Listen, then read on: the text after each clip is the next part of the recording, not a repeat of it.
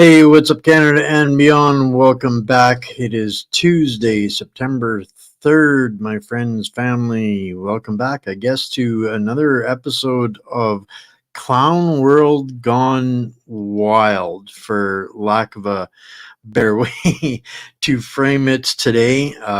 It's just left, right, and center field. The insanity is starting to, I think, come together for some folks. And we're going to build off of what we talked about last night a little bit. It's going to tie into some other stuff and some shenanigans that probably are not coming across your radar. As usual, that's kind of where I make my bread and butter. And I'm not going to lie, folks. Today was a little bit of a tough one.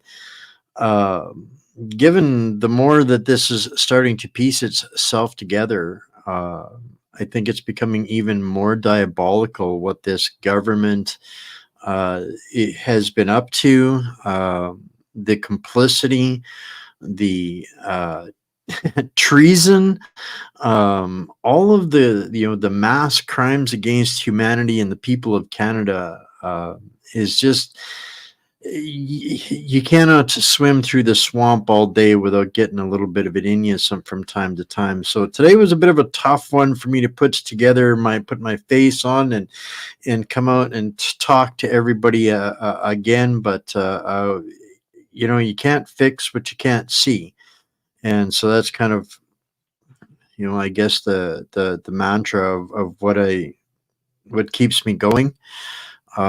And you guys, you guys are out here every day supporting, helping, sharing, doing the things that we need to do to try and beat the insanity that is continuously pummeling us incessantly.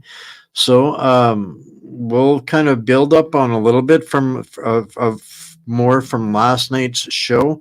I heard from James Roguski this morning. We're going to touch on his article. And I think the more people think about what's actually happening, the more the light gets put on this political scheme that Trudeau has hatched through the Senate of Canada. I think it has the merit to change the flavor of the direction over the next coming weeks of uncertainty within the political campaigning spectrum. So we're going to cover a lot of ground here tonight, guys. But I'm going to give you guys, the tools that you need to do more to tackle this head on. This is, as lawyer Lisa said last night, we're at kind of that all hands on deck with this, and it doesn't matter what our pronouns or flavors or political stripes or ethnicity is. None of that can matter right now. So we're going to start with my Substack today, just to make sure that everybody gets plugged in there, that you guys have an opportunity to see some of the extras that we don't cover on the show. There was a press release came out today from Glorane about a pan-Canadian demonstration in front of the Supreme Court this coming Sunday. This is growing in momentum, this case. We had Glorane on here last week explaining why this is important for Canadians to understand what this means at an international level. It's big, and I'm going to touch on another reason why this is big, because this is part of the embarrassment of this demolition team that has captured our political system through infiltration and syndicate crime level behavior. And the rest of the world needs to know, Canadians are going to start paying the price for this, even greater and greater levels. And this international exposure is critically important. So, this is an interesting case with what Glorane has done. And every day it builds a little bit more understanding for me why this is important today. The next story that I'm gonna going to segue into after Gloraine's talking about what Gloriane is doing is going to kind of put a little bit of a cherry on top of why this kind of stuff is important. So, and kudos to her for the bravery. I can't imagine, it's tough enough fighting the corruption within our establishment here, but to go to a foreign country and to embarrass our entire judiciary here in Canada is next level courage and bravery. And like she said when she was on the show, we are really good at getting educated. But as we've heard, we've learned over the last couple of years that without action, education really means nothing. I think it was Dr. Remo once upon a time that said we'll just end up being the most educated corpses in the graveyard if we don't combine action to education. And Gloriane added courage, and she's 100% correct on that. I look around this country, around the world for that matter, because this is happening everywhere. What we're up against, just at varying volumes. I see a lot of see a lot of people that are in stasis. The deer in the headlight, thing, and it takes courage to do to stick your head up every day and take the shots that come along with that. So a couple of stories here. Yesterday's show with Lisa, we really broke down Bill C-293, which is one of the bombardments that the artillery shells coming in from the hashtag WEF World Economic Forum Fourth Reich, in bringing us to heel under the New World Order. These words matter now more than ever. So understanding the pieces and how big they are and monumental they are to what's going on in the right here, right now, we have to deal with the assaults as they come while we're building the Canada that we want, by the people, for the people, of the people, all of that stuff aside. On that note, I'll have an update, a bit of an announcement at the end of the show here tonight. But so yesterday was a deep dive into Bill C-293, which is in the Senate, and Canadians need to understand how diabolical and evil this bill is, and that's just one. And so that's a big one. And so I've got a real short 1-minute clip here that I think it's prudent to kind of set the tone, the ambiance of why so much of what is coming throughout this is so diabolical and what it adds up to. And as much as it sucks sometimes, guys, that I don't have good news, there's always good news, because the fight ain't over yet. And they're running out of stuff, but this is some of the stuff that helps us deal with it day to day. So I'm going to play this one for everybody. All it took was Donald Trump getting elected for arguably 200 years of a First Amendment principle to be entirely discarded because it was leading to the wrong kinds of people being elected. Free speech on the internet was blamed for the loss of the Philippines election by the State Department in 2016. It was blamed for the events of Brexit. It was blamed for the rise of Trump in 2016. It was blamed for the rise of Bolsonaro. It was blamed for the rise of Modi in India. In country after country, the free and open internet, unfiltered alternative news, the rise of citizen journalists, the rise of citizens in those countries who have larger voices than CIA-backed media has meant that the State Department has lost control of those countries. Bingo. And what happened was, after 2016, the technology and the networks were established to be able to add a new toolkit to American diplomacy, which is diplomacy by censorship. So you have truckers in America whose income tax is going to pay foreign governments to censor their citizens. We're becoming the Soviet Union. All it took was Donald Trump getting elected. 100%. That little clips, there's a couple of really big gold nuggets in there. The CIA-backed controls of foreign governments has become nearly impossible. And what that is, we have to ask yourself, well, who asked who controls the CIA in controlling other foreign governments that are now becoming out of control, and us being one of those, as a matter of fact, is the oligarchs, the people that think themselves as a small elite society, are the only ones with the actual right to rule the world, and we are the useless useless eaters and carbon they seek to reduce. And this is really sums up the level of intervention that they are desperately trying to invoke with their censorship measures and acts. We're going to talk about that here in a couple of minutes.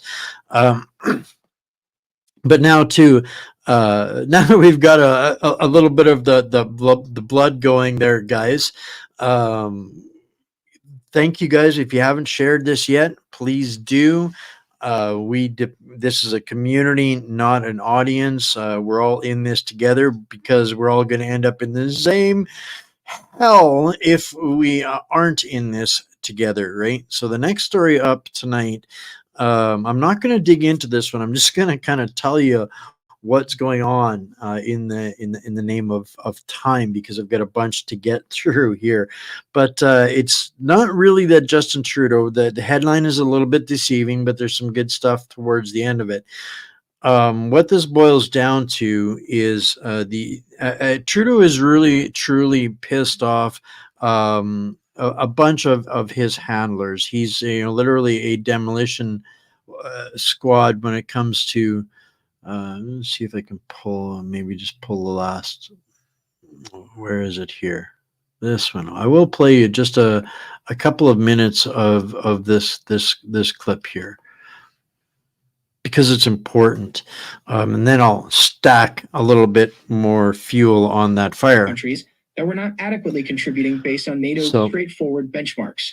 We're supposed to and as you mentioned, Canada's supposed to, all of the members of NATO are supposed to contribute 2% of their gross domestic profits into maintaining NATO. Canada has not been living up to that for a very long time. Trump said, why is America paying for all of the expense of NATO? And Trudeau announced here not that long ago that, there was going to be no real tangible significant increase in funding for NATO while he's out there, being, this Photoshop Chihuahua pissing on the Russian bear dog's leg every single day, like an absolute idiot. But just to listen to the tone here is important.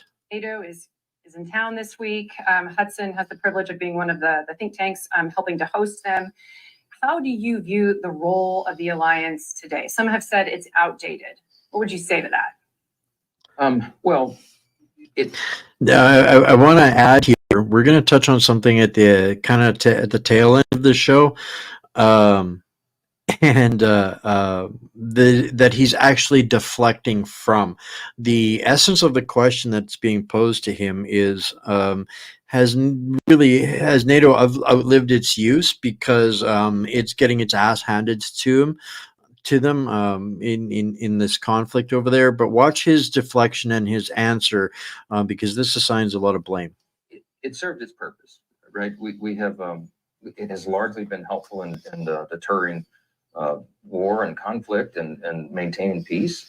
Historically, it's been a very important organization, and it has tremendous potential. But at the same time, we have to note that what is certainly outdated is the participation rate of everyone who's involved. I mean, if you make a commitment, you're going to spend 2% of your GDP, you need to do that. As I noted in my remarks earlier, arguably, there may need more needed now. We're almost at the level of the Cold War, World War II at this point. And so there might need to be a greater contribution.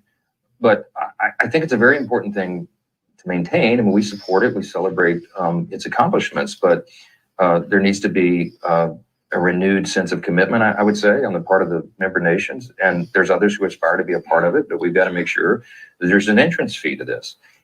Everyone cannot ride along on the coattails of America. And Donald Trump says this as bluntly as anyone. It's just right and fair for us to demand that others do their part. And I think that message is being received. We're encouraged to see more nations, bringing that to the table, but we've got a lot more work to do in that respect, and we'll be trying to encourage that. Sir, I have noticed too in your press releases and your remarks, you're always you were often very careful to mention the countries who are doing their part, and I've noticed those are the ones that are on the front end of where the danger is. So you want to talk a little bit about just the Baltic countries and what you've observed from meeting with them and seeing their troubles? Yeah, when the grenades are close to your own backyard, it gives you a renewed sense of priority and commitment. By contrast, shamefully, Canada announced in the last few days or last couple of days that they won't be ponying up. They're not going to do their 2%. Why?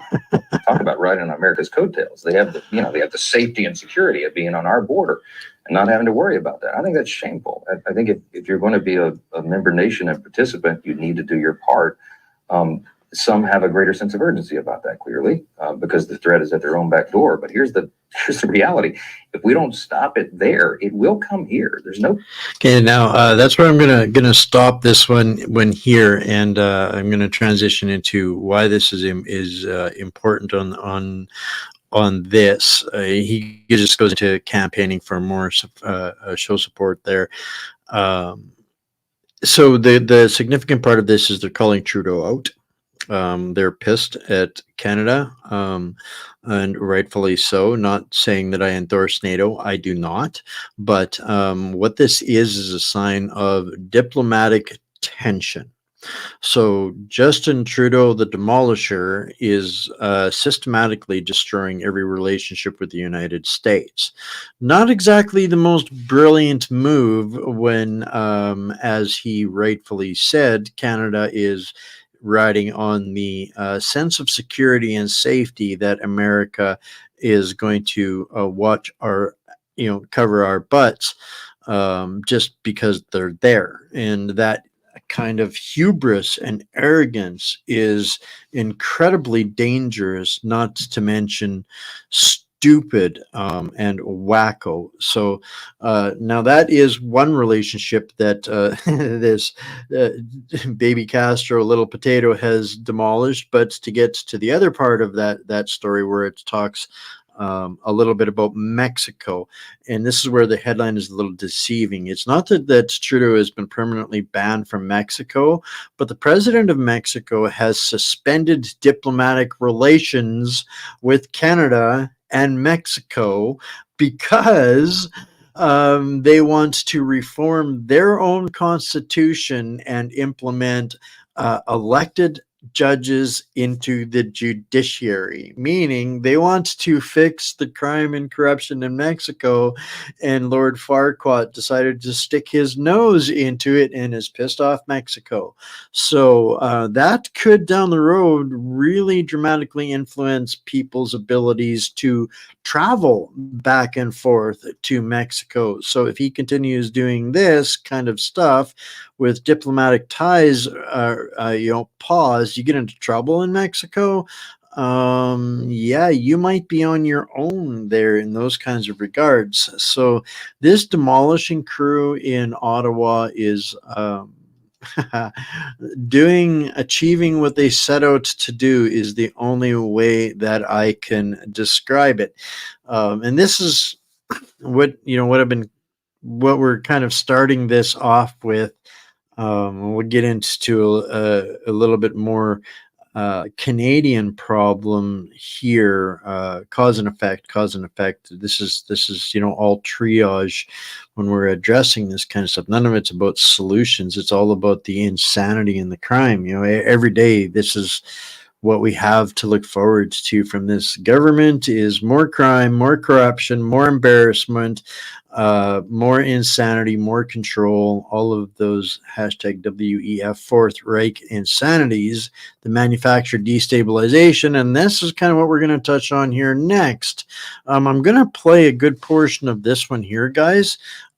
Because this one's going to warm your blood a little bit before we get into why the hashtag Stop Our Senate And I hope you guys are all paying attention for that one. So 5 minutes or so of this one, kick back and have a sip of your, have something in your hand that don't want to throw because you just might. Seems like they're kind of luring people to Canada. Like, hey, hey mom, if I go to Canada, I can get $15,000 credit and $2,000 just for signing up for a bank account. Wow. Like that makes it sound maybe like something that Canada actually isn't. I'm just with Old Stock Ash over here and in BC, and I'm looking around because she showed me this crazy thing. It's basically a newcomer special banking from the major big banks. See, Well, they can apply for credit cards with no credit history at all. All the banks are doing it. all right, so let's start with TD. We got it over here. Banking benefits up to $1,985 in value for newcomers in Canada. Banking benefits up to just about $2,000 in value for newcomers to Canada, right? So they're calling them newcomers. They're doing this entire thing. As we know, this is TD Bank. Contact us for your new to Canada banking package to help you get started. Book an appointment. We speak your language. English, Francais, China 1, China 2, other languages, Espanol, a ton of other Asian languages all the way down to Ruski, right? So you can just see that they know who's coming in here, and that's why they're targeting these people. You see all the languages right here. What do you get? You get a TD unlimited checking account where you pay no monthly account fee for 1 year, up to $203 of value, $200. Plus you could get $400 of cash. You get unlimited transactions. And I don't know about you, but I mean, they charge me every time I tap, you know? I pay like $30 a month. That's what I'm saying here, right? We could really use that. What about the Canadians here? What about Old Stock Ash? Really? Right? Mm-hmm. I mean, you're Old Stock, but they're not giving you. I gotta pay. You got to pay. Okay. No TD ATM fee at any ATM in Canada. Free Interac e-transfer transactions and a $16.95, 17 bucks monthly fee rebate for a year. All right, what else can you get if you're a newcomer in Canada, right? You're an immigrant, you're freshy, you just come right off the boat, and hey, you know what? You haven't earned your keep. You haven't paid $1 into the system. The banking system supported arm in arm, hand in hand with the Canadian government, as we know, just like across the global West. That's what we're seeing. Start building your credit with us by applying for a TD credit card. You could get approved for up to a $15,000 credit limit. That's pretty large, with no credit history required. I need a tanning booth. Right away, you get a good one. 15K credit card limit. You get no credit history required. What does that mean? That means that people can come here. They could just scam as much as they want. And who's going to eventually, who's going to be paying the piper? That's going to be us. Old Stock Ash, your family has been here for hundreds of years, Yeah, huh? yeah. $15,000 credit limit, that's a lot. I don't even think I have a $15,000 credit limit. That's a lot of money. That's a lot of money. $15,000 credit limit right there. So there's a luring thing as well from the banks because everyone's got internet, right? So people are checking it out and they're hearing about it and they're passing it back and forth. So that there's a luring as well, A little bit, yeah. even from the banks. Yeah. Wow, incredible. What, couldn't they just come over, get their credit card and go back? And you know what? They do that. Mm-hmm. That's a big case of people who run up their credit cards from these external countries and then they just leave. And yeah, that must affect Canada's debt. Fly in, fly out ATM. Banks are going to, at the very least, they're going to pass on all those costs to us. That's for sure. The big five. There's no doubt about it. Anyhow, So this is like the perfect scam. You get somebody to fly in, get a bunch of money, go back to someplace, buy up a bunch of gold or silver or art or whatever they want, come back, sell it. I mean, the grift in this that we're paying for through the theft of our government is astronomical. And if anybody doesn't think for a second that some of these people are not taking that kind of advantage of these kinds of opportunities presented by Lord Farquaad, we're sadly mistaken. Let me put this into perspective. I was listening to a report from a U.S. hearing today where it mentioned that it was more likely that there was 16 million undocumented foreigners, shall we say. What are the odds that if what's the math? Somebody do the math on that for me real quick. That's really too big math for me. But what are the odds that they're all really good, kind, loving, Christian, God-loving, God-fearing people, or that perhaps 1 or 2% of them might be diabolically evil? What's 2% of 16 million? And tell me we don't have a problem that we're bankrolling because our captured, infiltrated management teams have turned demolitions and genocide squads. How's that for colorful language? Let us know what you think in the comments, and you probably got your own ideas, and there's stuff we're missing here, so I'd love to hear it, and I'm sure Old Stock Ash would love to hear it too. Thanks so much. All right, what do we got on deck next? Oh yeah, now we're going to get into how this is worse. So that's it's Lisa. Thanks. Lisa did the math. That's about 320,000 people that could potentially, if that's only like 2% of the people had bad intentions. That's a whole lot of suffering, because that 320,000 people will leave a trail of victims behind them of epic, monumental proportions. And we all know how much our government respects people that they've damaged or hurt, right? So this is an excellent post from Dan Knight. Dan's been on our show here a few months back. He does really great, thought-provoking posts, and he's kind of a steady Eddie in the new independent authentic media. I like Dan's work. We don't agree on 100% of everything, but he does the very thorough, complete work. Love his work. So let's see here. What's Dan got to say? Good morning, my fellow Canadians. This is going to start to pile some of the wood on the fire that we started last night. So good morning, my fellow Canadians. We've got a major story that goes right to the heart of the political swamp in Ottawa. Justin Trudeau has just appointed 2 new senators from Alberta, and as usual, he's trying to sell them to us as independent. Now, first, let's talk about who these new senators are. Dr. Christopher Wells is one of them. Wells is a well-known activist in the alphabet soup community, a vocal advocate for every liberal cause under the sun. He's been busy pushing for policies that promote radical gender ideology in schools, criticizing Alberta's conservative stance at every turn. Now, Trudeau wants us to believe that Wells, who has made a career out of progressive activism, will somehow be an independent voice in the Senate. Give me a break. Now, let's be absolutely clear here, folks. Daryl Friedhandler is no impartial figure. He's a corporate lawyer who spent years involved in organizations pushing left-wing agendas under the guise of community service. And what does that really mean? He's a leftist activist, plain and simple. 100% agree. So now Trudeau wants us to believe that Friedhandler's Senate appointment is independent. Give me a break. This guy has funneled nearly $80,000 into the Liberal Party. $79,968.77 to be exact. The Senate shouldn't be for sale to the highest bidder or most loyal crony.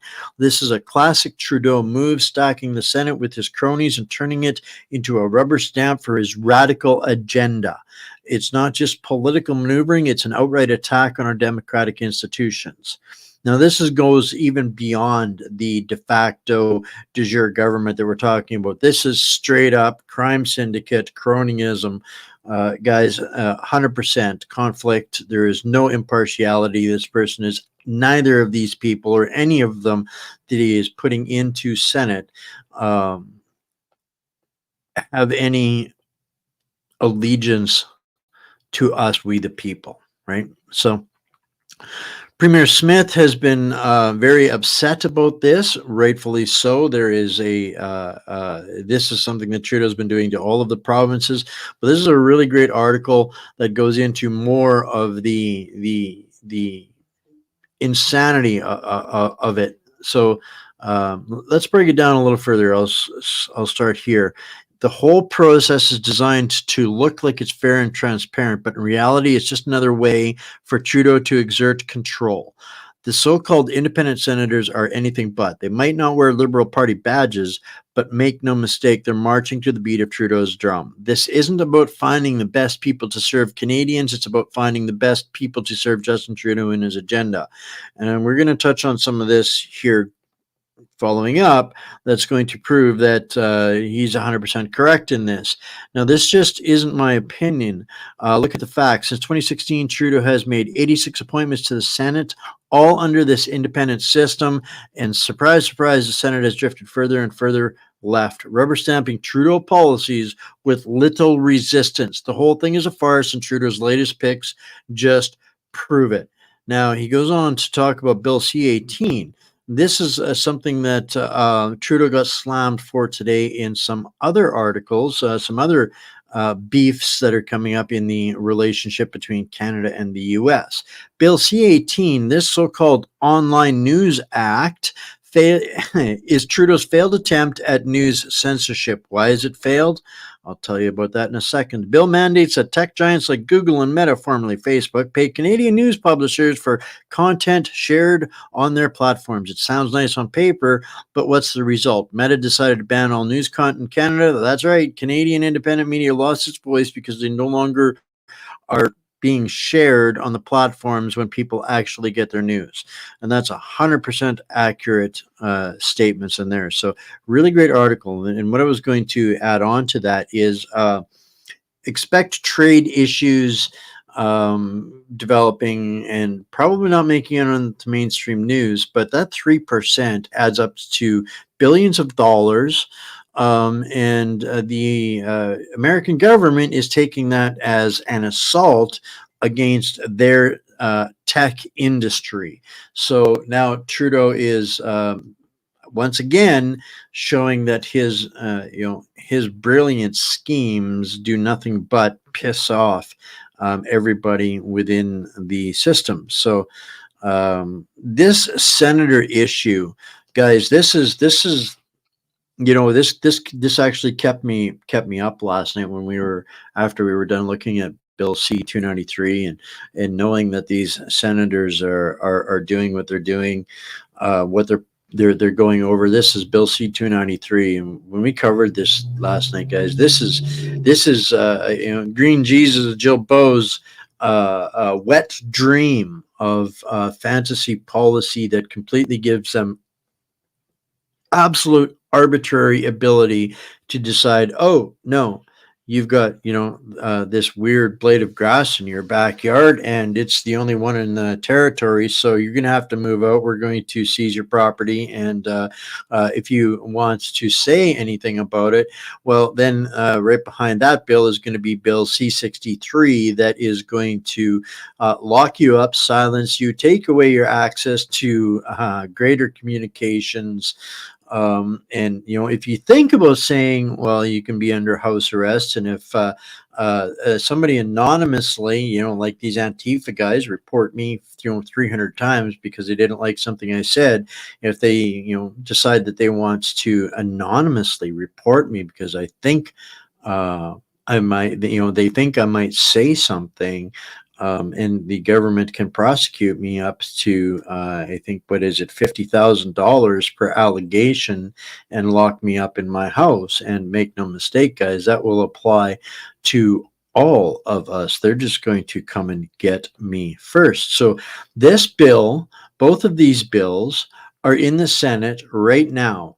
And now this is where this is an absolute removal of any representation. These people in the Senate gets to say yay or nay on stuff that is passed in the House. So here's my question to anybody out there. Who actually holds the power? The Senate or whoever's in control in Parliament. Because if Pierre Poilievre actually wins, like everybody expects him to, and this is the part that it's worse than we think. Everybody is expecting Pierre to make change. He's going to axe those taxes. He's going to, fix Trudeau's problems. How? How is Pierre ever going to be able to fix anything Trudeau has done when Trudeau's sycophants and clone troopers, cookie cutter WEF globalist sold out clone troopers, control the Senate? So these bills have already passed Pierre and the Conservative Party. They've already passed it before it gets to the Senate. So this is why you're not going to hear anything about anything that's in this bill, because they've already, passed it. This is why they're not going to hear anything about Bill C-63 out of Pierre's mouth, because they've already passed it. And if you think that Max can undo the Senate, tell me, how is Max going to undo the Senate? Ladies and gentlemen, we have a far bigger problem than tribal politics right now. We have an absolute captured Senate, and that's just going to get worse. So this is, like I said at the beginning, though, this isn't over. The game is not over yet, right? But we've seen what happens. There's some people that, make a lot of noise in the Senate. Mr. Cooper and Larry Brock and a few others. But at the end of the day, what influence do they have? What power do they have? Right? Literally, the election, and this is my point, Bill, is the next election really doesn't mean anything if we don't do something about the Senate. It's the Senate that, they can squabble all they want between Trudeau and Pierre. They can flip sides, and Pierre's, can be leading Parliament. They can win a majority in Parliament. They can put whatever they want to, they could ram a bill through into the Senate, and Singh will be collecting his pension, giggling, knowing that they're not going to undo a single thing that Klaus put them in there to do. And these two bills are the cornerstone of the Great Reset. Because if we aren't silenced on through these desperate measures, because no honest conservative can really claim that they uphold any of our values or our wishes if they signed on for this to get to the Senate. And now if it passes the Senate, all of these things that they're arbitrarily going to go full Gestapo on isn't going to make any difference. Yeah, Stefan, this is part of the good news. It does have to reach past three readings in the Senate. Bill 293 is completed its first, and the second is on deck. It passed the third reading in the House of Commons, passed the first reading in the Senate. Bill C-63 is not quite as far, but they'll be having it in the current session.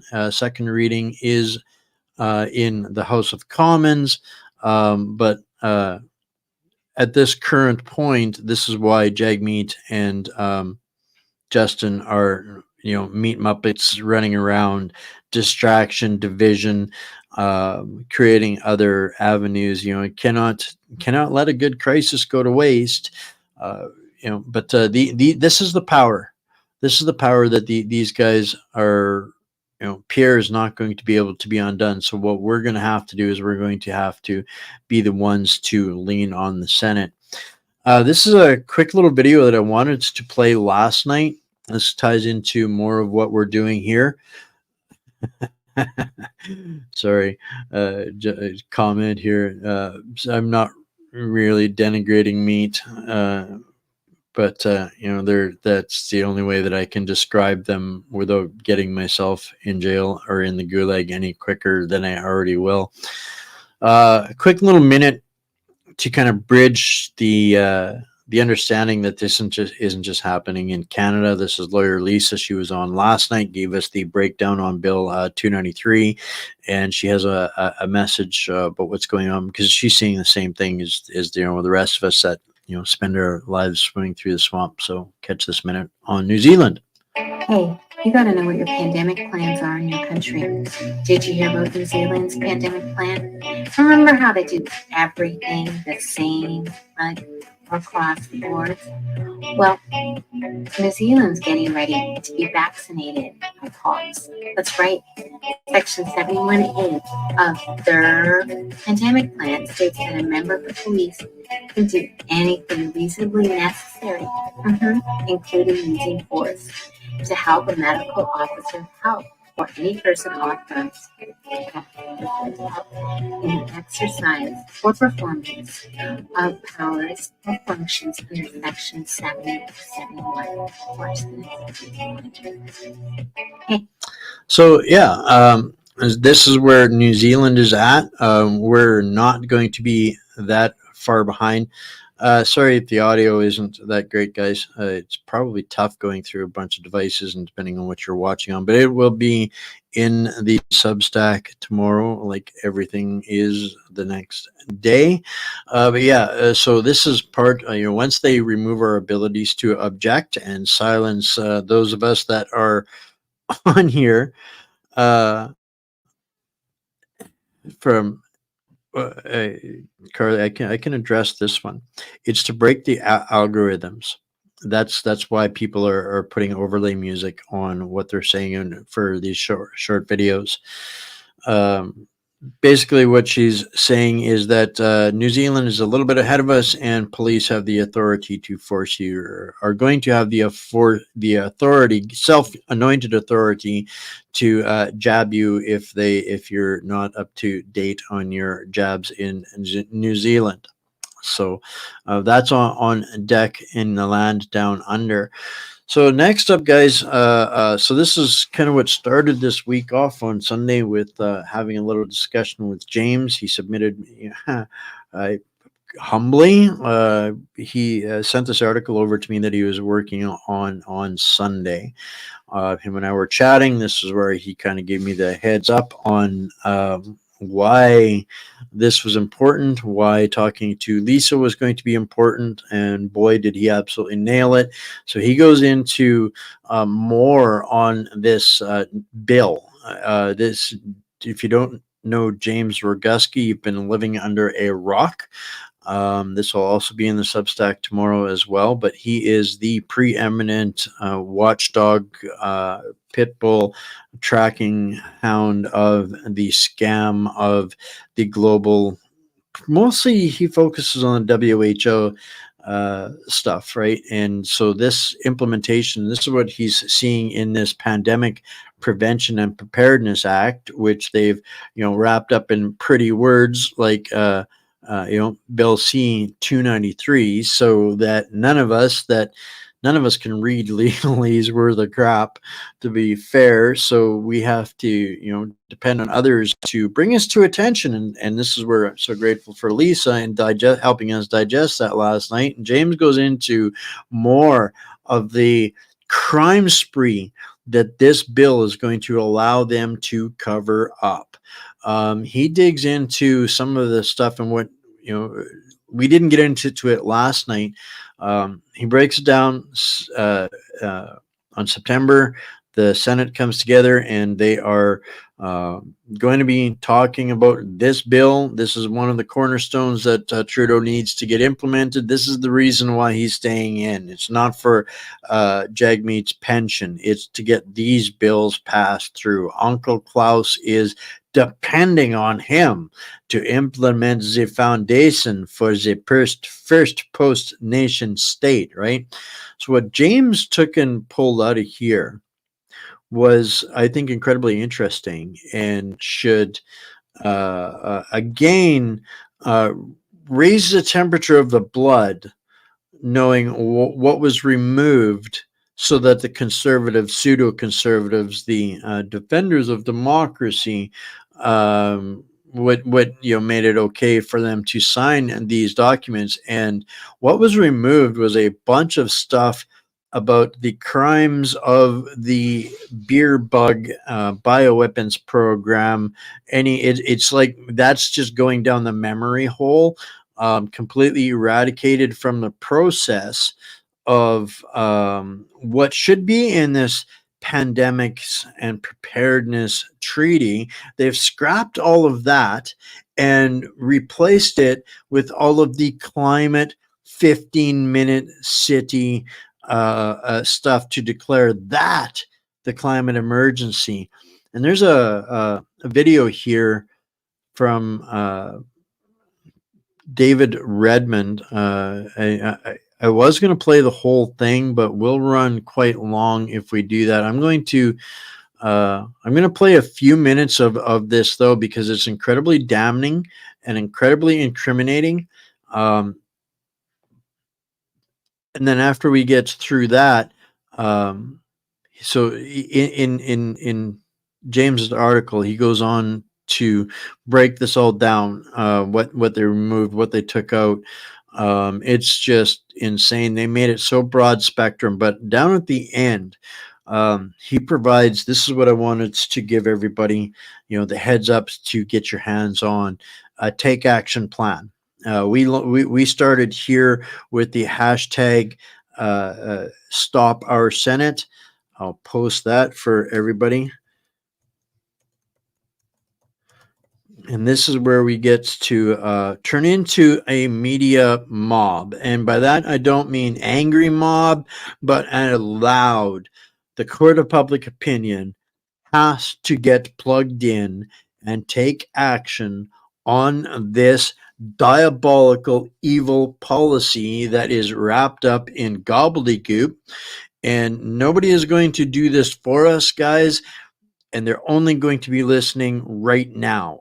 Once they're in office, it's too late. Once it's passed, it's too late.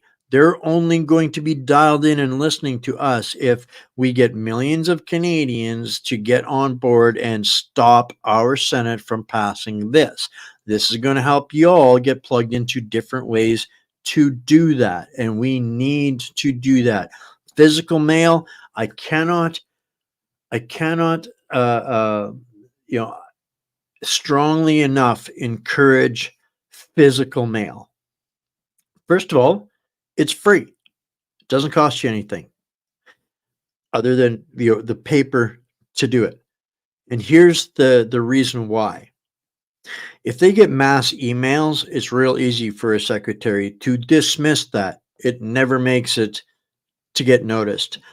But when they have 15 bags of mail come in on Monday morning, and then 15 more bags on Tuesday, and 15 more bags on Wednesday, they are sitting there swimming in their own sweat and tears, crying, people. So physical mail still matters. These are cowards, and they need to know in no unclear terms, this is unacceptable. We've got all kinds of ways to to articulate that. Do not make threats. That is not what this is about. This is raising hard awareness, loud, and doing it immediately. This is I'm not telling you what you have to do. I'm just telling you what will work. And then we don't have a huge amount of time to do this. That's the pressure sensitive side of this, guys. And once it's in, then we're really screwed. So there's all kinds of resources here on James's Substack. Here's some great points articulated for everybody. A little tip and pointer is very clearly make it known that you request a response from your elected official, and one that makes sense. and this becomes evidentiary again as well, as as Lisa showed us last night. Her journey into exposing this started in 2021, and having the documentation of these people trying to dismiss her only makes the criminality shine that much stronger, right? So a couple of great points here I want to pull up here. Absolutely, Mara. A written letter represents 1,000 constituents. So this is huge. So don't think that one doesn't matter. Thank you, Carly. Thank you for that. 100%. You know when you get into the office and you got mountains of mail bags and they request a response, that is every official's worst nightmare, literally, really. And James and Lisa, and even in French, ha ha ha, right? So this is great. He's also provided all of the senators' email addresses as well. They will all have mailing addresses. You'll be able to get that off of the parliamentary.gc.ca. Mail your own, but yeah, that's all of them. The two new ones aren't in there yet, but yeah, everything we need to make a really big stink. And now's the time. And this is literally what we need to do to bring the court of public opinion into the game. Right? The game is rigged. 100% it's rigged. But as we started the show off with the CIA control is failing, the people are winning, we need to continue. We need to get louder than ever before, right? In what we're doing. And so I'm going to play a few minutes of Dr. David Redmond here, just because this is one of those things you guys can arm yourself with in moving forward on what we're doing, because this is an important, a really critical testimony to exposing the the level of deprivation and crime that they're trying to ram through in this bill. This is the guy that they should have been listening to. My name's Dave Redmond, and I'm retired. I retired fully in 2013. But prior to that, I did 27 years in the military as an officer in the Canadian Armed Forces, Army specifically, and then did another 5 years with Emergency Management Alberta. And then for about 7 years after that, I did consulting with federal government, provincial government, the U.S. government on emergency management. So what exactly is emergency management? Someone who has no idea. Emergency management is a disciplined process that constantly looks at all the hazards that could potentially affect the jurisdiction you're in. So it's based on an all hazards approach. You're constantly monitoring the hazards. You have full mitigation plans for those hazards, but then mitigation isn't always perfect. So the second function of emergency management is preparedness. So you write plans, you organize agencies, you build capability so that you can respond if your mitigation fails. The third function is response. So when something bad does happen, you've got the pre-planned plans, you adjust them for the exact hazard that's coming at you, and you respond in a pre-planned and systematic manner to address the emergency. And then the fourth function is recovery, because you always know that at the end of it, there's going to be damage done, and you have to recover, whether it's your economy, whether it's a personal challenges, all of the different things that can happen in an emergency. You then rebuild afterwards, and that's called recovery. So it's mitigation, preparedness, response, and recovery, but it's a discipline made up of 5 dimensions, and the intent is always to be ready, but ready to respond. I retired from the forces in 1999, right before September 11th, 2001, and I was hired by Emergency Management Alberta. My first job with Emergency Management Alberta, I was to run what's called community programs, which is helping the 314 municipalities in Alberta to prepare for an emergency. So make sure they had mitigation preparedness, response, and recovery in place in their communities.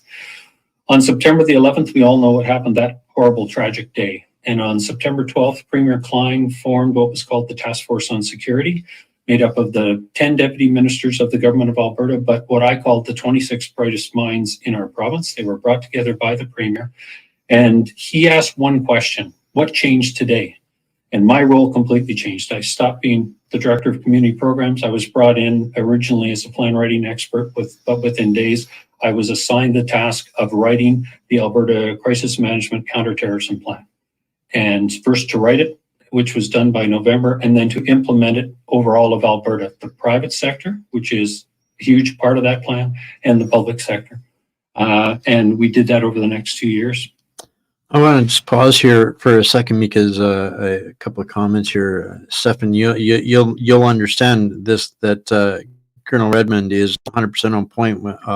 And for me, this hearing from him really resonates with me because I spent 15 years in emergency crisis management, toxic, spill management, crisis management, all kinds of it. And this man was buried. When this first started, this man got buried. Not only did, I see here, somebody said Jason Kenney ignored his plan 100%. He proved early on that everything that they did was absolutely the last thing that they should do. And I'm grateful to hear his testimony getting out now. At the end of that, I was placed in charge of all of Emergency Management Alberta. So I took over the entire department, and then responded with the government to all of the hazards that happened from 2004 till I retired in the fall of 2005. And so worked things like the major floods and the huge forest fires that happened in those years, working directly to support confidence in government with our Premier, but while doing the mitigation, preparedness, response, and recovery for each of those major emergencies. So with your experience, and do you feel like current emergency that you've got, say, the credibility to weigh in?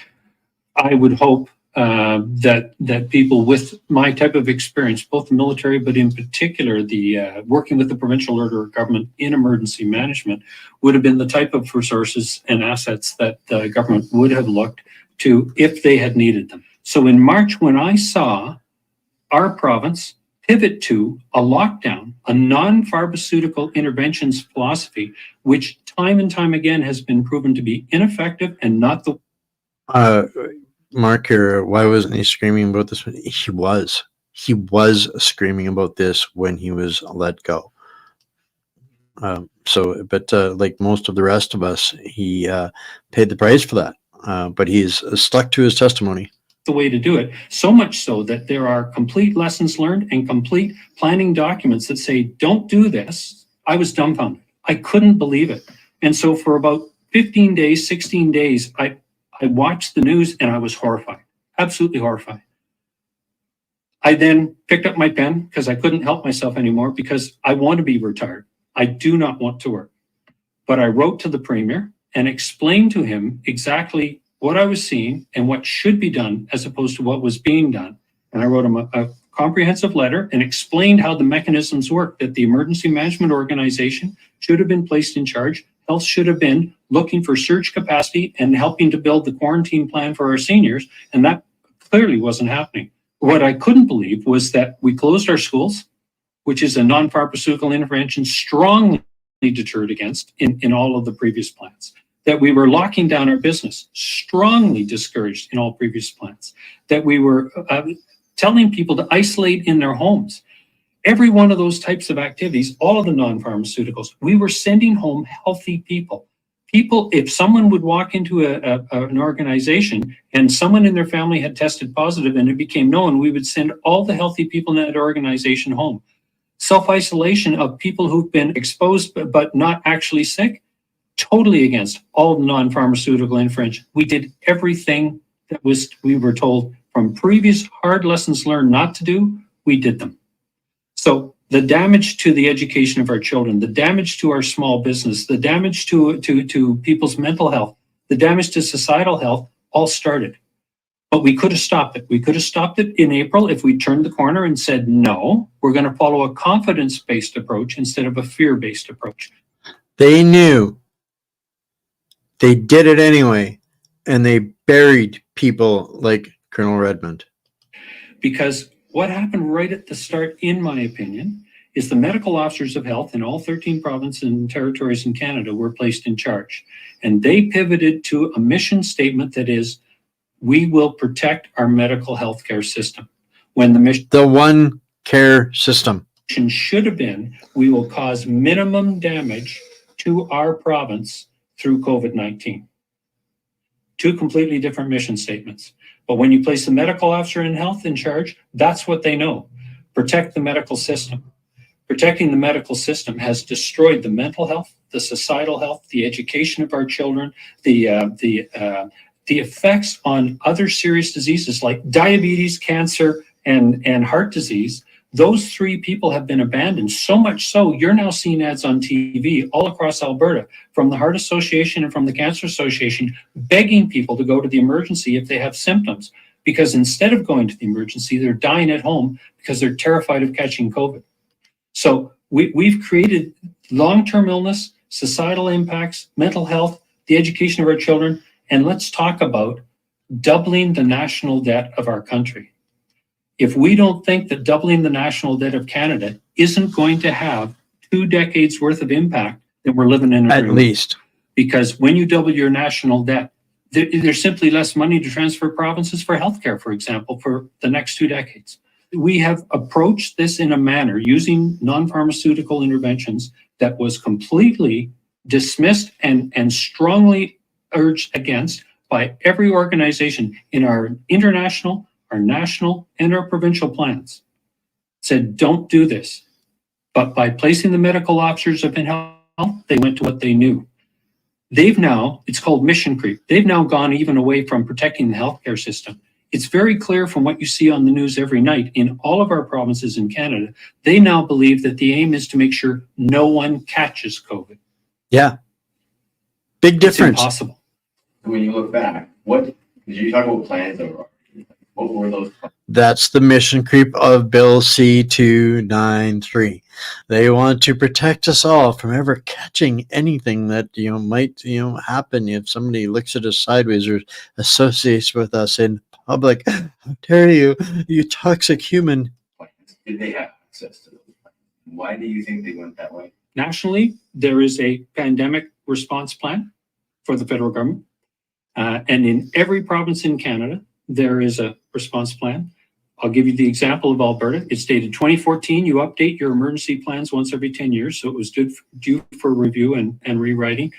I knew about it simply because I was the lead of the emergency management team that wrote the 2004-2005 version, which was then updated in 2014. It's still on the Government of Alberta's website. You can download it. And it has 4 goals. The first one is to stop the spread of the disease and to minimize death. That's goal number 1. Goal number 2 is to stop the societal disruption caused by the disease, and in particular, to assure critical infrastructure. We have a power grid, we have natural gas to heat our homes, we have water supply, making sure those things are sustainable. So that's goal 2. Goal number 3 is to ensure the minimum economic impact on your province, Alberta. And the last one, to ensure an effective and efficient distribution of resources during the pandemic and the recovery. 4 goals, we failed at all 4. So we failed at the first one, and we completely ignored the other 3. You can't tell me that we believe that we've done the minimum economic damage to our province by what we've done. And that's what happens when you use non-pharmaceutical interventions. It's going to cause all those other disruptions, and that's why they're so strongly recommended against. Because to overcome mental health, societal health, education of our youth, collateral damage to other severe diseases, and your economy, you don't use them. But we've got those 5. We had Michelle Smith on here in early 2021 already outlining all of those things that we were already seeing happening and identifying and going to the government for. She has beat her head against the wall, trying to bring awareness to all of this. And he's 100% on point, 100% on point. We called it, the tsunami of trauma that we identified early on. So yeah, insane. In spades now. Think about the people who have committed suicide or extra drug overdoses caused by a campaign of fear. That comes out of lockdowns. If you had followed a campaign of confidence saying, a campaign of fear is psychological abuse. That's what they gave Omar Khadr $10.3 million for doing to him. And they've done it to millions and millions of Canadians. That is, that is worse. That is, yes, that's that kind of psychological abuse is literally, on the level of evil of MK Ultra. And they did it. we've built surge capacity in our hospitals, folks. We're ready for this disease. We've quarantined our long-term care homes, and look, we've got the lowest per capita rate in the world. We have ensured that our economy has stayed open to the largest extent possible. We've only imposed very, very minor limitations on our industry, and our economy is continuing to do well. There's never any context given. When a medical officer of health talks, in Ontario, for example, at the peak, they said, we've got 1,700 acute care beds filled with COVID patients. Our hospital system is being overwhelmed. What they never bothered to say is there's 22,358. They can scrub it, Carly, but I'll make sure there's a million more copies out there. No, it's available. It's the 2012-2010 Rockefeller report. Acute care beds in Ontario. 1,700 out of 22,300. So it wasn't COVID that was overwhelming the hospitals. Something was, but it wasn't being talked about. They were using COVID to try and justify the fact that they hadn't built surge capacity to handle perhaps an extra large number of patients. But it certainly COVID wasn't overwhelming it when you've only got 1,700 cases out of 22,000. We were never given denominators. We're not getting anything in context. It's intentionally not given in context for the simple reason that that would destroy the campaign of fear. Because that serves the agenda of preserving the hospital system. A 16-year-old sent me a drawing, and in the middle is the medical officer of health standing in front of a hospital with light beams coming out of it saying, protect our healthcare system. Surrounding it, behind it, is a massive body bags of all the seniors from long-term care homes with a little sign says long-term care home deaths. Over here, mental health care deaths, societal deaths, the entire concept of economic devastation with the and a bunch of nurses doing TikTok videos in the empty hallways and rooms. Buildings on fire of all of our small business and all of the other things. And our interrelationship between provinces with big roadblocks across barriers between provinces. Capsulated in one cartoon by a 16-year-old, the complete concept of what we've done wrong and its impact. Okay, where are we today? Where are we today? And what do you think needs to get done? Now we have to pay for and somehow recover from the massive mental health that we've done. We need a plan for mental health to get out of this. We need a plan for societal health to get out of this. We need to find a way to undo the damage we've done to the education of our children and their social development. We need to make sure that we're ready to handle the extra cancer patients, people that are suffering from heart disease, people that are suffering from diabetes, people that are suffering from dementia that aren't in our long-term care homes. Build a plan for each of those areas, and we need to figure out how the heck we're going to recover our economy. And that they know is coming. They know they need to do it. They won't. They refuse to. By design, this is why we have medical assistance in death. That will balance the budget. That is what they want. They actually are encouraging and training and expanding and advertising and promoting death doula business because they know that they've destroyed the system. It's owned by pharmaceutical companies, and that's what they went to that's the side of history that they chose. And the alternative, the way out is we'll stick the last needle in you for you here in Canada. And this is why already MAIDS is the third leading cause of premature death in Canada. Why? And that's good. That's going to skyrocket to number one. So my thing is two pillars, but it's all based on removing the campaign of fear first. You've got to remove the campaign of fear and turn to one of confidence. And I've written specifically how to rebuild confidence to every one of the premiers. I sent them a briefing note as recently again as February, but I told them the same thing last April. And rebuild the response based on confidence. Confidence that our healthcare system isn't going to collapse. It never. Where does the jab fit into all this, Linda? The jab is the reason for all of the escalating people, the mass skyrocketing of turbo cancers and all of those other ailments and problems and issues that have quantified exponentially. That's what the jab was meant to do, and that's the mess. The evidence that made is designed to clean up for people. So that's the purpose of the jab, part of the decarbonization process. Never has, and it's not going to, because we're going to build surge capacity, both in infrastructure and personnel. We've had a year to do this, and yet somehow the only way we thought we could build surge capacity was stopping other treatments and other surgeries. Absolutely preposterous. You never do that. You build new surge capacity based on new capability. You don't destroy the lives of others for COVID. We've chosen winners and losers. We've decided that only COVID patients matter.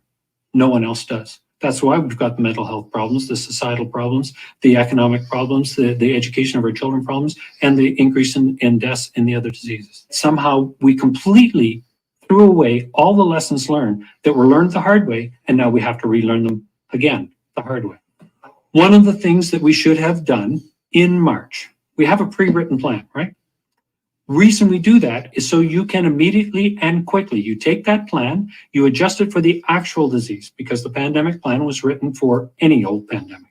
You focused it in on COVID. We knew who the target was for this disease. Could have been different for a different disease, but for this disease, it was people over 60 with multiple severe comorbidities.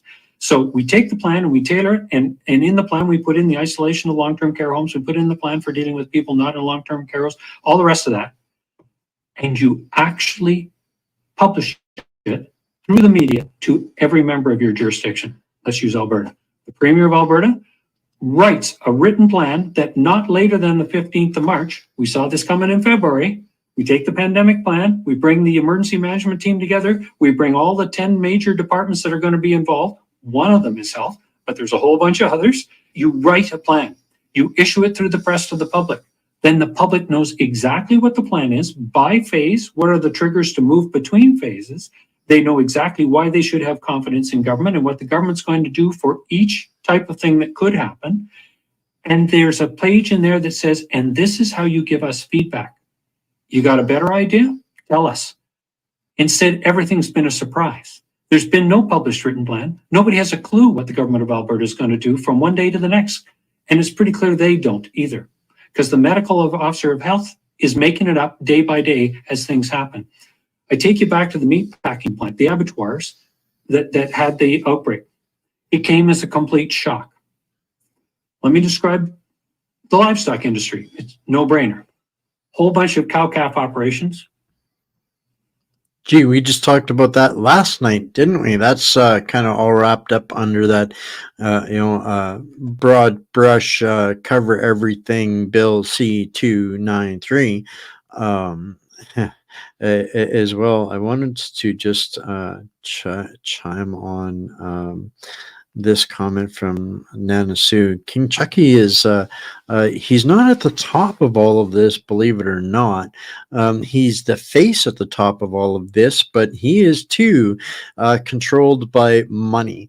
And to rewind that back just a wee little bit, it's now it's the biggest money monger in this particular heap of swamp is actually none other than Warren Buffett, who owns the Bank of America, which whole lock, stock, and barrel owns Chatham House, which owns 50% of BlackRock. So it's Warren Buffett's the king of the money pile, and King Chucky is the procurer of the servitude.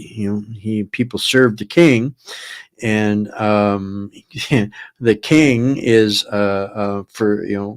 got his loyal servant here now in Pierce Starmer, who also, incidentally, if you didn't really realize, was the guy that got Jimmy Savile, Jeffrey Epstein's mentor and procure, Jeffrey Epstein and Ghislaine Maxwell.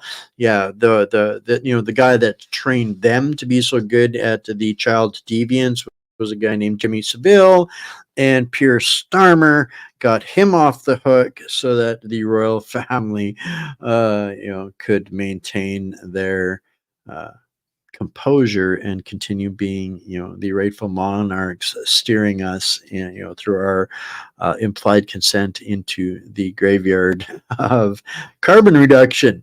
But I digress with a little bit more from Colonel Redmond. Abattoir, all your stores, right?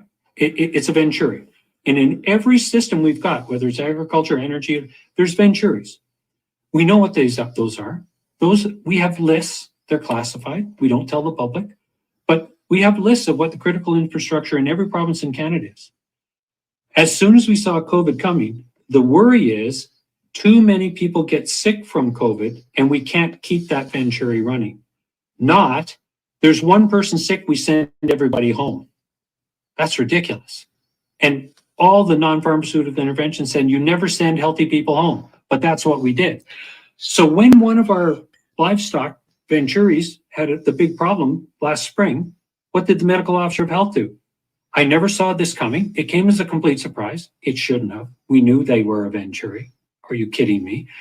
We sent everybody home for a 2-week lockdown. So suddenly we lost meat in our industry. How many other critical infrastructures could have collapsed like that because nobody even bothered to look at them? But that one should never have been closed. What you do is you have a surge capacity. When too many people get sick, you send more healthy ones in. Yeah, you develop some ways to try and limit the spread in that individual facility, but you don't close it.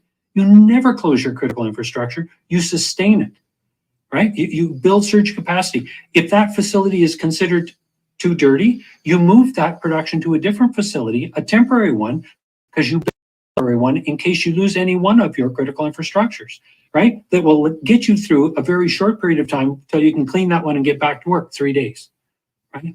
You never allow your critical infrastructure to fail. How dare we?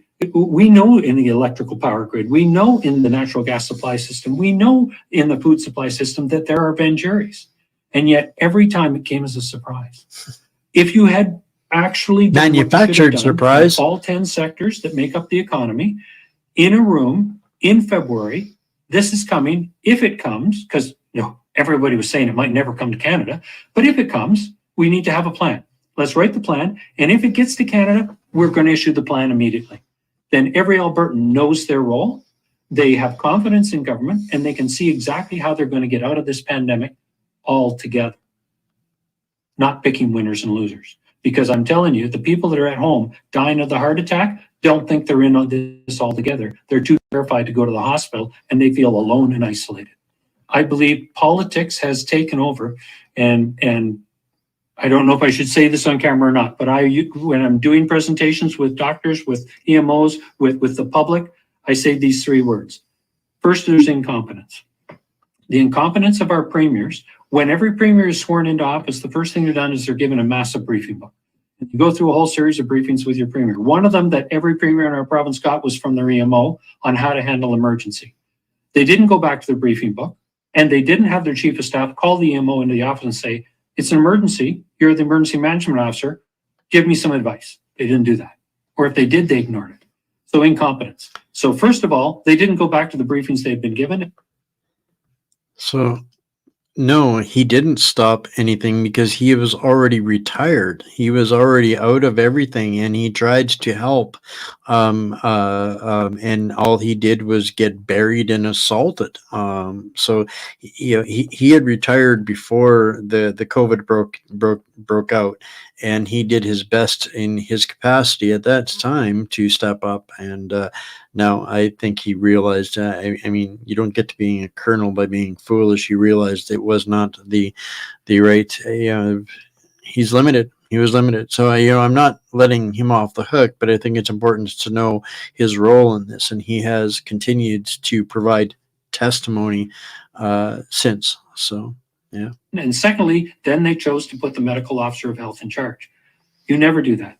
In a forest fire, do you put the firefighters in charge of responding as 6 communities burn to the ground? Use Fort McMurray as an example. Were the firefighters in charge of the response in Fort McMurray? No, they weren't. The EMO was. Why? Because the firefighters are too busy fighting the fire and trying to figure out where it's going and trying to bend it, make sure it doesn't hit the 6 other communities beside.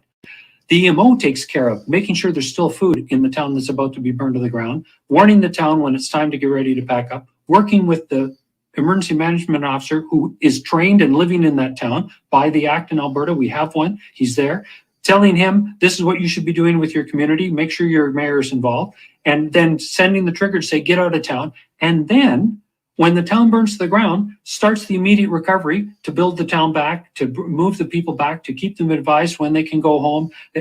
That wasn't the firefighters. The firefighters did none of that. So why do we believe the medical officer of health should run a pandemic? Their job is to ensure that the medical system stays is sustainable through surge capacity if required, that they give good advice to citizens on what they can do to help themselves stay healthy, to make sure that we tell citizens when they're not at risk, i.e. all of the population except those over 60 with multiple comorbidities, and why they're not, because of data from the world, right? We're not just saying it, we're backing it up with real data. All these things that should have been in the written plan that we 100% excellent comment there, Mark. Goes to show you all subversion of the Canadian infrastructure is espionage. 100% treason. Subversion of all levels of our federal and provincial MPs and associates. Kept all info from the public and the citizens. Great comment there, Mark. Thank you. we issued right at the front. They weren't, because we've never had a plan. Incompetence at the start. The premiers, number one, not going back to the briefing book they had, and number two, putting the wrong person in charge. Then hubris. Once you've made the mistake, you're never going to admit. You're going to make sure you keep doing what you're doing, because your poll numbers are going up, which is number 3, which is self-gain. We saw the Prime Minister of Canada realize within 2 days that every time he handed out $1 billion to encourage people to lock themselves in their houses, his poll numbers went up 0.5%. He kept doing it until he got 10%. He spent $254 billion to tell people to lock themselves in their homes. Not anything to do with, economic recovery, mental health. So I'm talking $254 billion. It's reported in the press. Terrorism and money Lock laundering. themselves in their homes. And he gained 10 points in the polls. We took about 20 million people in Canada make up our workforce. 8.9 million of them at the peak were either on CERB or a wage benefit through their employer. We took half our economy, half were still working, but we took half our economy and hid them in their houses from a disease that probably for 99.9% of them, because they didn't have severe comorbidities and they weren't over 60 years old, had almost a 0 chance of dying of COVID. And at worst might have had a severe case of COVID in 1% of them. Good chance we can get this film in front of the premiers, in front of the PMO office. What would you say? I would say, please let us help you. We've been begging to help you, both the doctors and the EMOs who aren't medical officers of health. Let us help you. Please let us help you. We know how to run an emergency. We know how to write in a plan. We know the process to bring all the right players, all of industry, all of the private sector, all of the public sector together in order to manage this emergency and to stop doing what we're doing and to make Canada a role model rather than the place you don't want to be. And so that's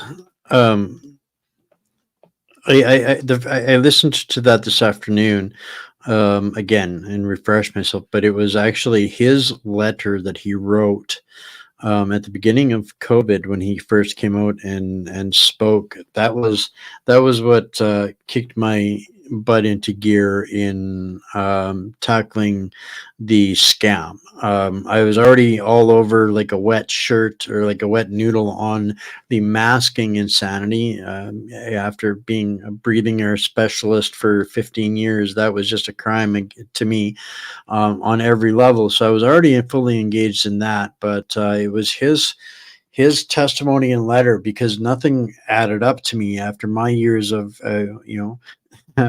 of being in that exact industry. Nothing made sense to me, and he corroborated for me everything that I knew that they were doing wrong. And that was when I dove in with both feet on the corruption that I saw and the evil that was within it, that was coming. And that was, for me,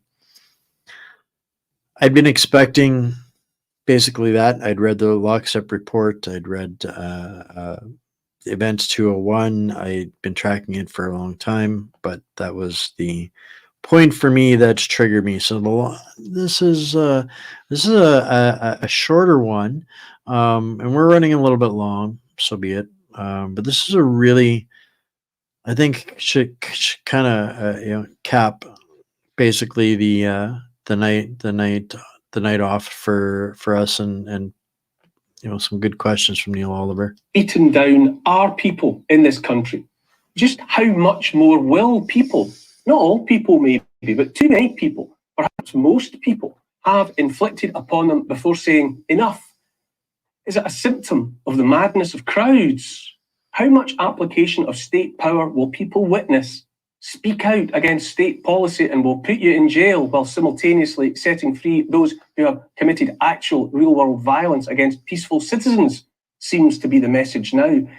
Might it be that millions are in the grip of a condition akin to Stockholm Syndrome, when captives, victims of abusive relationships, develop sympathy or even downright affection for their captors and abusers? How else to explain why those who have systematically dismantled and cast aside the social contract between the people and the state, deliberately immiserated the middle class, heaped additional hardship on the poorest, demonized the indigenous population, strangled freedom of speech, continued to deploy propaganda and brainwashing to frighten and so coerce whole swathes of the population into a sustained state of fear and submission? How else to explain how those guilty of all of the above and more besides are still accepted as leaders and authority figures today? How many times will so many listen to Prime Minister Starmer and his party going back on their word, their promises before they were elected into office, over and over, before that natural majority says, simply and with feeling, no more of this? How many blatant breaches of trust in authority will people accept from freshly minted Prime Minister Keir Starmer's Labour Party before they demand his and their removal from office? Starmer warns that the autumn budget will be painful, but we all know who will feel that. They're running out in the well of their globalists that they can trust and turn to. When they pulled Starmer out, Jimmy's protector, the great pedo protector. So kind of running out of talent. That pain, more pain, and who won't? Over and they have less talent in Canada. Over again, state hypocrisy runs unchecked. Do as I say and mind your own business. Starmer, like so many determined to call the shots, is insulated by wealth and status, by a pension protected by nothing less than an act of parliament. Why do the tax-paying citizens of this country, this admittedly divided and unhappy country, continue to tolerate the notion that while our infrastructure decays, while the cost of living soars, while the elderly are left in the cold, while the consequences of the last 4 years of deliberately ruinous policies in response to a pandemic that wasn't, policies that further enriched the rich and immiserated the rest, stripped freedom from the rest, while those consequences are shamelessly swept under the rug? Why do tax-paying, law-abiding citizens of this deliberately broken place, the home and hallowed soil of the ancestors, stand by while our billions of pounds, as yet unearned, are promised to Ukraine, a country thousands of miles away, promised to that country for 100 years if needs be, so that citizens there, those not already cold in the clay that is, might look forward to having their infrastructure rebuilt, their pensions paid, their bureaucrats' salaries paid, while Britain goes to hell in a handcart. Why is this accepted as though it was right or proper, far less wanted or approved by us? Under what hypnotic spell are millions of people sleepwalking into the cold and the dark, the inevitable consequences of yet more ruinous policies designed to enrich the rich, with subsidies for wind turbines that stand idle when the wind doesn't blow, that are routinely switched off when the wind does blow, making millions either way, or the smothering of entire landscapes and ecosystems with solar panels that do nothing in the hours of darkness, wind turbines and solar panels serving e-vehicles that are dependent for their creation upon the wholesale desecration of landscapes and ecosystems far away, the harvesting of critical earth metals dependent upon the labour of child slaves, all in the name of a so-called green agenda that seems to me to be only about greed. How much more of this deliberate destruction of the natural world, of traditions, communities, ways of life, will the millions tolerate from these ideologues determined only to impose one world government upon the billions? How much more? How much longer? That our noses are daily rubbed in just how free, just how untroubled by consequences our so-called leaders feel in saying one thing one day and then doing quite the opposite the next is bad enough. Unbearable too is how clear it has been made that seeing the wrong and calling it out troubles the wrongdoers not a jot. It's hard to avoid concluding it's intentional that we see it, learn the lesson that the powerful feel empowered now to do whatever they want in plain sight, secure in the knowledge it's their way or the highway. Are we arriving at the point where there is no truth and no lies, just what we're told today? Worst of all, though, is the looming imminent threat that one day soon it might be literally illegal to say this out loud. Free speech hangs by a thread, as inconvenient and as maligned as the truth itself. People are in jail now for words posted on social media, words deemed harmful. They're letting out hardened criminals, rapists, murderers, gang members to make room for those that, say something the government doesn't approve of. At least in the eyes of those who have appointed themselves unquestioned arbiters of what is harmful and what is not. Given that thousands of criminals, violent criminals among them, are set free to make space for so-called armchair rioters, those convicted of posting what the authorities now describe as unlawful content on social media, a person might feel justified in questioning the direction in which we're being headed. Starmer's Labour were elected by a fraction of the electorate. In his own constituency, Starmer got just 18,884 votes, down from 36,641 in 2019, meaning his own personal vote was halved. The turnout in his constituency collapsed from 56,000 in 2019 to 36,000 this time.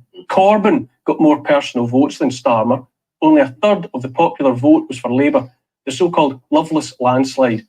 All this can be summed up by saying 2/3 of the country didn't vote for him or his version of the Uniparty. It almost goes without saying that this latest red-shaded version of more of the same has inherited the damage inflicted upon society, the economy, the hearts and minds of the people from those just like them, indistinguishable from them really, who styled themselves blue, for all that matters. 4 years ago, people were silenced and vilified for telling the truth about the likely consequences of lockdown, the consequences of the all-but-mandated medical interventions. What was said then by the silenced, by the vilified, has been shown to have been the truth.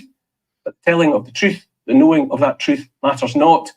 Now we have Mark Zuckerberg telling the United States he and his company were coerced into suppressing those pandemic facts and truths, that they were coerced into suppressing the truth of the Hunter Biden laptop.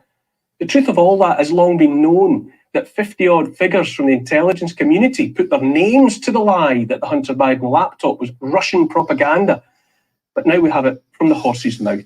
The truth about the family of a then would-be president, truth that had it been widely known and not suppressed by those in league with Biden and his cohorts, might have led to an altogether different election result in 2020. This truth is out there now, and is making no material difference, no consequences, no charges, no impeachment. We can talk openly now.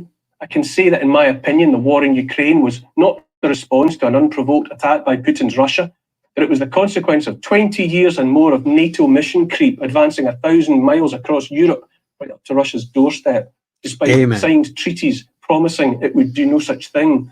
action that therefore you could argue provoked Putin into action, not to start a war, but to finish one. All of that was said and suppressed and silenced, but it was true then and it's true now.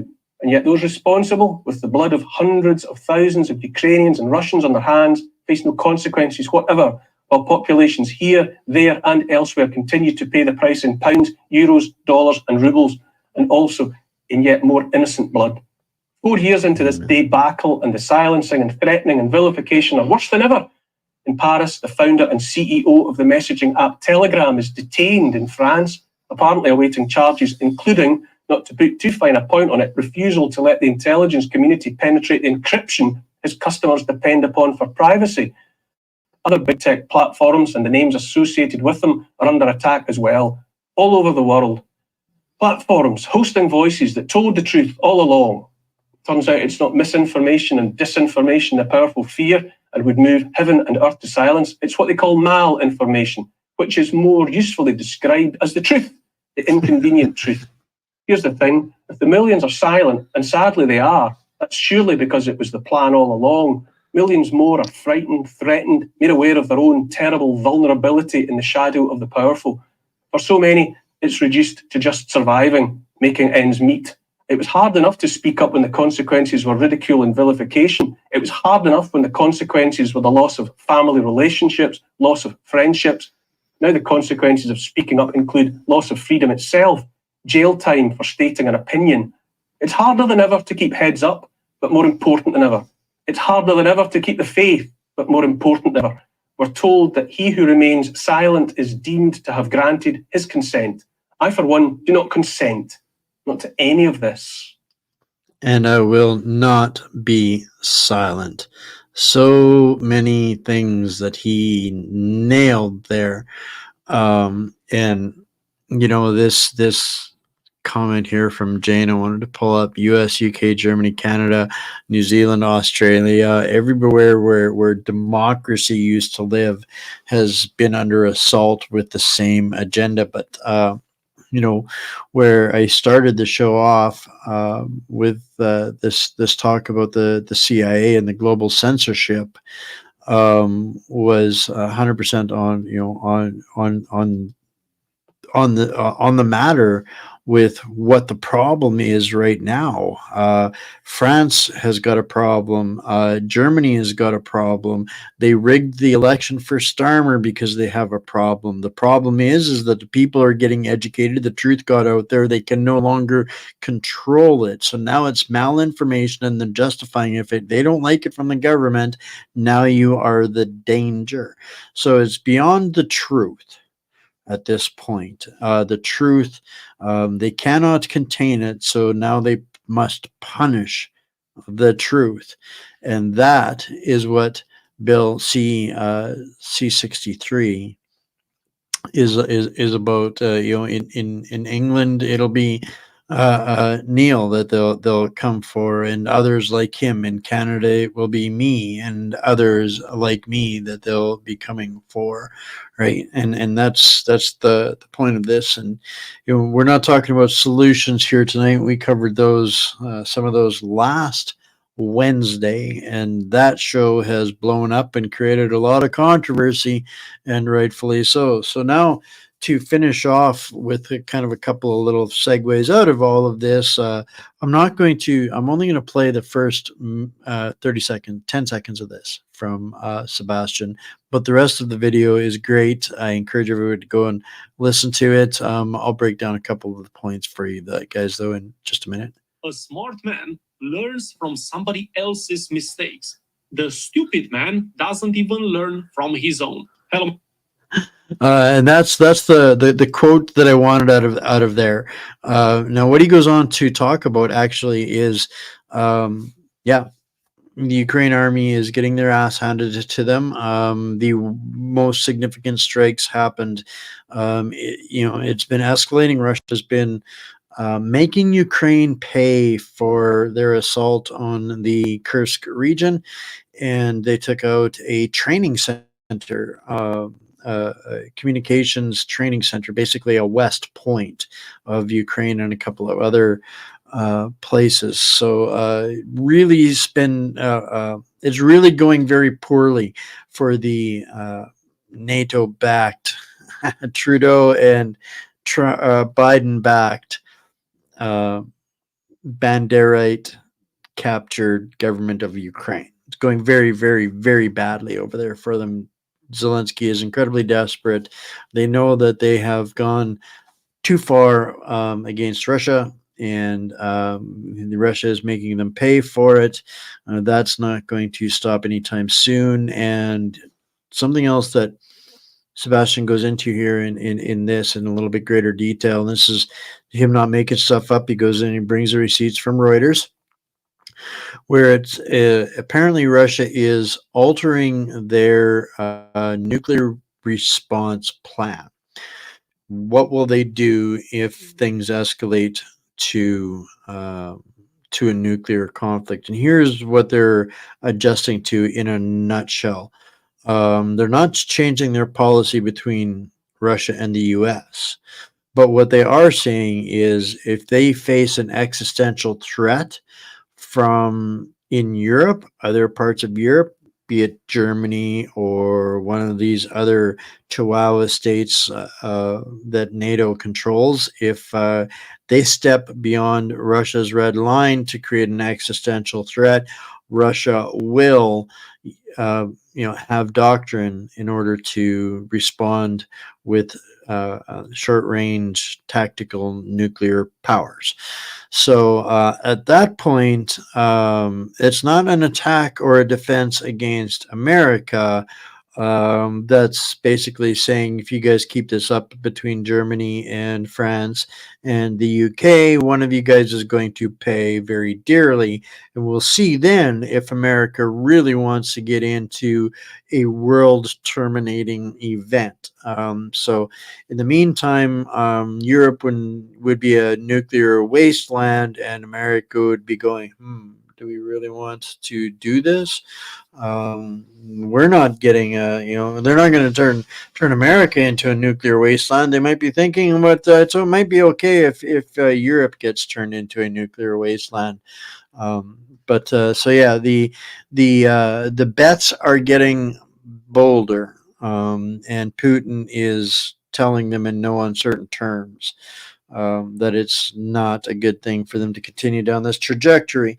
I did see a comment scroll by here about Russia being interested in taking over Canada's northern waterways.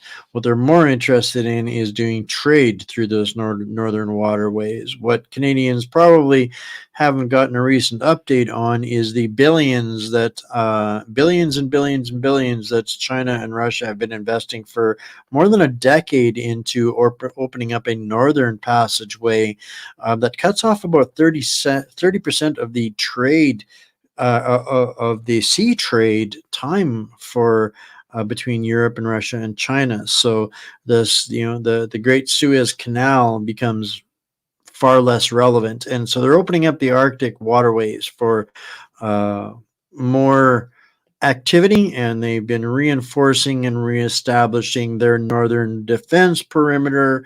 Meanwhile, Trudeau has been spending us into oblivion, emptied our military coffers, neutered our military, pissed off every other world leader on the planet, raped and pillaged all of Canada, waged biological warfare on all of us, and is possibly about to crash the economy. And yeah, so that's kind of where Trudeau, the wrecking machine, the disciple of Klaus Schwab, is probably a real hero in Uncle Klaus's book for leveling everything and making it easier for the next generation of useful meat muppets to take part in the Build Back Better process, right?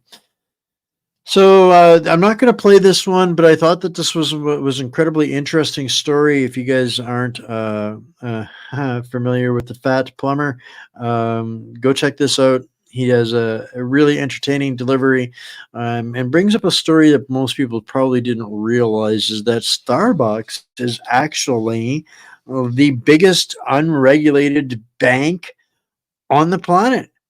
No rules, they got your money. You don't get a choice in the matter. You never get a refund. They got, several billion of your dollars prepaid into their banks with no rules on it. And yeah, they're free to do with it whatever they want. So Starbucks is not a franchising location. They own every single Starbucks on the planet, guys. And yeah, they got a whole bunch of billions of your money in the bank that they do whatever they want with. So very interesting story to go and check out and listen to. And the final, you probably, a few of you waiting, holding your breath going, doesn't this guy ever shut up? This coming Thursday, we may be shutting the show down here a few minutes early. Why? Because I will be over on the Jason Levine platform. He's doing a whole bunch of shows this coming week. He put out a schedule, and on Thursday night, I'll be on there talking about all kinds of the shenanigans that we cover here, including conversation that he started in the public space here last week by bringing up constitutional conventions. So that's kind of where it's going to start. It's not going to end there, but definitely smashing some home runs out of the park. I heard from Jim Ferguson from Freedom Train International the last couple of days. He's going to be here in Canada later this month, so looking forward to that. But yeah, Thursday on with Jason Levine right after our show here, so make sure you tune in for that. Link down below. Get all of the links, everything that I cover here on my show here, guys, is included in the Substack the next day, so that everybody can go and get whatever it is, gold nugget that they choose to pursue, or a bone to chew on. And again, to remind everybody that all of the resources to reject Bill C-93 or 293, everything you need, guys, on James Roguski's Substack. He put in so much effort into this. Grateful to him for the heads up on this that allowed us to get a little bit more organized. Chance for me to bring Lisa on yesterday and digest a bunch of this diabolical evil plan, so that we have an opportunity, right? An opportunity to bring it together and do something significant for our community. So this again will all be on the Substack again tomorrow morning, guys. And what else do I got? Yeah, if you on Substack, everything is free, guys. I want everybody out there. It's the people that we highlight on this show that are taking the risk and paying the price, and the independent journalists are out there, are the ones that are the tip of the spear. Substack, everything, the content is always free on Substack. You do have the option to subscribe with a paid subscription. It's free regardless. Don't feel like you're compelled to, but if you want to buy me a coffee, there's a link there down below, a link on my Substack as well. You can pay $8 a month, I think it is, or so 50 cents a show, and I can keep doing what I'm doing. And if you have a story, special event, something, press release, like what Lorraine sent today, that can go out, email that to me, and we can do a little bit more with more means. If you've got a special story, whistleblower, get a hold of me. And if you want to make sure that the help that you give gets 100% of it to me, that is the best way to do it. No fees, no handling fees, no platform stuff. But that's the most efficient way to help this platform stay up and in the fight day to day. I encourage you to support your most trusted journalist and people that are in the trenches for you guys every single day. And with that, that is the end of the show. Tomorrow's still kind of up in the air as to what it's going to be. Who knows? It's a crapshoot, but 6 o'clock Central, 7 Eastern. We will be here Monday to Friday. And well, if you're not familiar with some of our partners, we only have 3 partners with this program.